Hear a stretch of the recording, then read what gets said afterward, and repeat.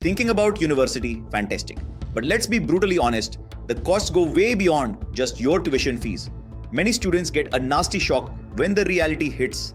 It's not just about books and learning, you see. It's about living, eating, sleeping, and yes, even having a little bit of fun. So you absolutely must plan for everything. In this video, I will tell you about student finance, hidden costs and tips. Before we start, subscribe to the channel and watch the video till the end. 1. Housing costs are a massive chunk of your spending, a really big one. London is, unsurprisingly, the most expensive. You could be paying hundreds a week there. Cities like Manchester, Bristol or Edinburgh are also pricey. But even smaller university towns can surprise you. Sometimes sharing a house can save you a packet. Always do your research. Location matters, your comfort matters, but your budget matters most. Don't overstretch. Then there are your everyday living expenses. Cooking saves a fortune. Utilities like gas, electricity, and water add up, especially in shared houses. Your internet bill is another essential. Don't forget transport, bus fares, train tickets. They nibble at your cash.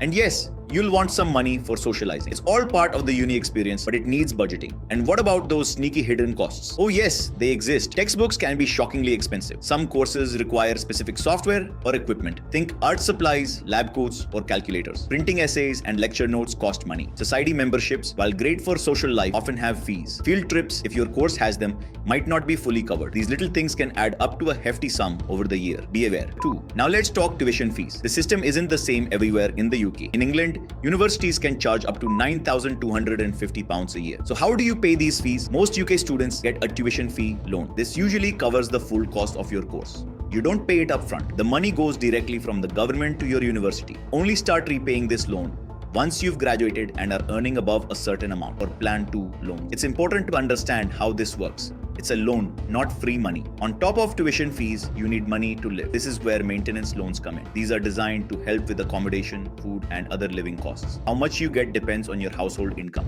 It's means tested. It also depends on where you study. Students in London get more because it's pricier. This money is paid directly into your bank account.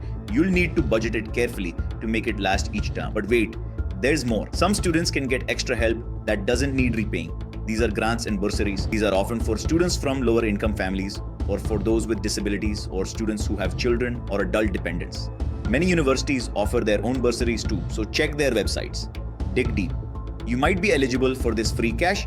It can make a huge difference. Always apply if you think you might qualify. 3. Let's get practical. Next is, you need a budget.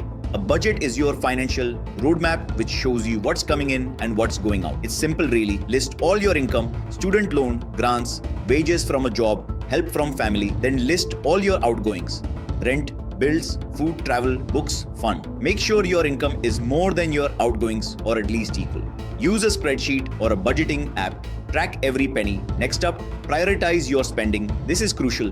Your essential costs must come first. Rent or accommodation fees are non-negotiable. Pay them on time. Utility bills, gas, electricity, water. Keep a roof over your head and the lights on. After these essentials, you can look at other things. Distinguish between your needs and your wants. That new video game might be a want, not a need. Food shopping can drain your cash fast if you are not careful.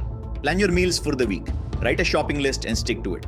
Avoid impulse buys at the checkout. Cooking from scratch is nearly always cheaper than ready meals or takeaways. Look for supermarket-owned brands. They're often just as good but cheaper. Compare prices between shops. Every little helps. Getting around and having fun doesn't have to break the bank. For transport, see if you can walk or cycle. It's free and healthy. If you need public transport, get a student rail card or bus pass for discounts. For your social life, look for free events. Your student union will have loads of cheap or free activities. Many cinemas, theaters, and restaurants offer student discounts. Always ask. Pack your own lunch and coffee instead of buying out. Small changes make a big difference. 4. Consider getting a part-time job. It's not just about the extra cash, though that's a big plus. It can give you valuable work experience. You learn new skills. It looks great on your CV. Many students work in shops, bars, or on campus. Just be realistic about how many hours you can do. Your studies must come first.